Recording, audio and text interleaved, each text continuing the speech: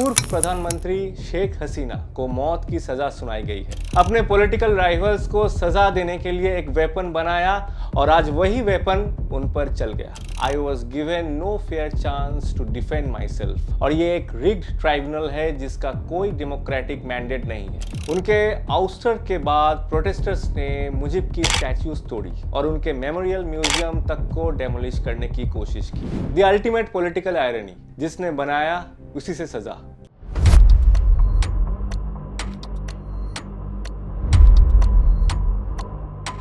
नमस्कार, मैं हूं देवोजीत और आप देख रहे हैं फैक्ट्स बाय स्नेहा देवोजीत। दोस्तों, पॉलिटिक्स में प्लॉट ट्विस्ट तो बहुत देखे हैं, लेकिन बांग्लादेश में जो हुआ है वो किसी डार्क कॉमेडी से कम नहीं।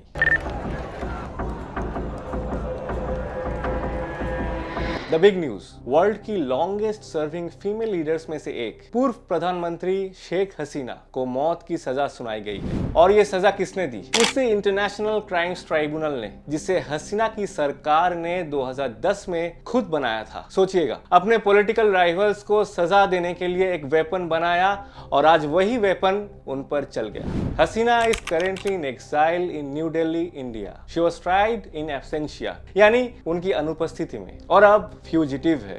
इससे बांग्लादेश की पॉलिटिक्स और इंडिया की डिप्लोमेसी दोनों हिल चुकी। इस वर्डिक्ट का रूट है जुलाई से लेकर अगस्त 2024 का स्टूडेंट लेड अपराइजिंग, जिसे शिक्षार्थी जौनो आंदोलन या कोटा रिफॉर्म मूवमेंट के रूप में जाना जाता है। ये मूवमेंट शुरू तो एक कोटा सिस्टम के विरोध में हुआ था, लेकिन जल्दी ही हसीना की 15 साल की तानाशाही के खिलाफ एक नेशन वाइड रिवोल्ट बन गया। यूनाइटेड नेशंस की रिपोर्ट्स के मुताबिक इस क्रैकडाउन में 1400 तक लोग मारे गए और हजारों घायल हुए। आईसीटी ने हसीना को 3 मुखी आरोपण पर गिल्टी पाया: incitement to violence, inflammatory speeches देना, order to kill, lethal weapons, drones और हेलीकॉप्टर्स तक इस्तेमाल करने का डायरेक्ट ऑर्डर देना, फेलियर टू प्रिवेंट एट्रोसिटीज, अत्याचार रोकने में नाकामी, स्टेट फोर्सेस की एक्सेसेस को ना रोकना। द लीगल डिटेल, आईसीटी ने उन्हें मास्टरमाइंड और प्रिंसिपल आर्किटेक्ट माना। ये चार्जेस क्राइम्स अगेंस्ट ह्यूमैनिटी की लीगल डेफिनेशन को फुलफिल करते हैं, जिसके लिए रोम स्टैट्यूट का संदर्भ लिया गया। हसीनास रिब्यूटल, हसीना ने खुद न्यू दिल्ली से इस वर्डिक्ट को बायस्ड एंड पॉलिटिकली मोटिवेटेड कहकर खारिज कर दिया है। वो कह रही है कि ये ट्रायल उनके पॉलिटिकल राइवल्स और इंटरिम गवर्नमेंट, जो नोबेल लॉरिएट मोहम्मद यूनुस के लीडरशिप में है, और इनका मकसद है इनके खिलाफ बदला लेना। उनका सबसे बड़ा पंचलाइन है कि I was given no fair chance to defend myself. और ये एक रिग्ड ट्राइब्यूनल है जिसका कोई डेमोक्रेटिक मैंडेट नहीं है। यहाँ थोड़ा ह्यूमर डालते हैं। इमेजिन करें, आपने एक कंपनी खोली और वही कंपनी आपको पुअर परफॉर्मेंस के लिए फायर कर दे। हसीना के साथ लिटरली यही हुआ है। ह्यूमन राइट्स वॉच और एमनेस्टी इंटरनेशनल जैसे ऑर्गेनाइजेशन ने भी ट्रायल की फेयरनेस पर सवाल उठाए, खासकर इस बात पर कि उन्हें अपनी मर्जी का लॉयर नहीं मिला और ट्रायल उनकी अनुपस्थिति में हुआ।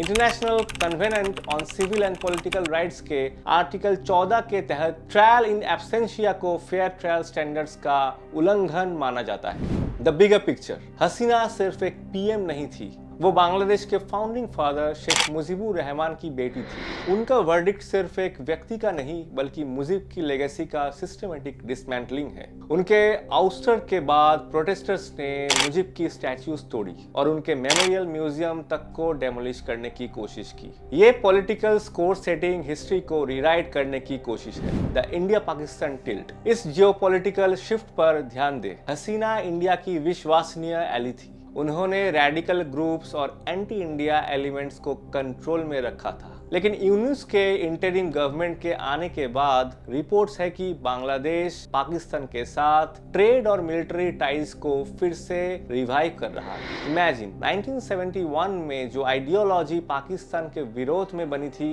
वो 50 साल बाद इंडिया के विरोध में अलाइन हो रही है। आयरनी की लिमिट देखिए, बांग्लादेश के इंटरिम गवर्नमेंट ने तुरंत इंडिया से हसीना और उनके पूर्व होम मिनिस्टर की एक्सट्रैडिशन की मांग की।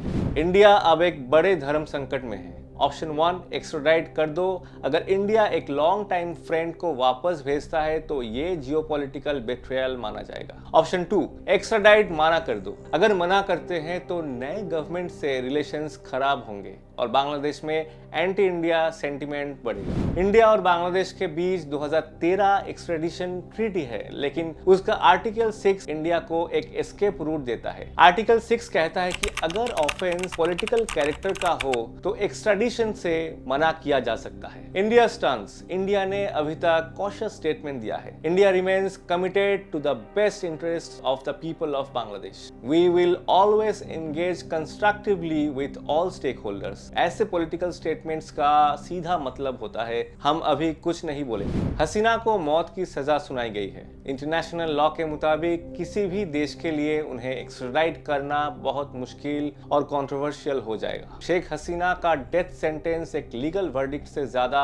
बांग्लादेश की बदलती पॉलिटिकल आइडेंटिटी का सिम्टम। एक नेशन जो स्टूडेंट प्रोटेस्ट से लिबरेट हुआ, उसके पूर्व लीडर को स्टूडेंट प्रोटेस्ट पर क्रैकडाउन के लिए सजा मिली। क्या हसीना अपील करेंगी? क्या इंडिया उन्हें शेल्टर देगा? और क्या अवामी लीग के बैन के बाद बांग्लादेश में पीसफुल इलेक्शंस हो पाएंगे? आपका क्या ख्याल है? इंडिया को हसीना को एक्स्ट्राडाइट करना चाहिए या पॉलिटिकल असाइलम देना चाहिए? अपनी राय कमेंट्स में जरूर लिखिए। तब तक के लिए फैक्ट्स बाय स्नेहा देवजीत को लाइक, शेयर और सब्सक्राइब करना ना भूलें। जय हिंद।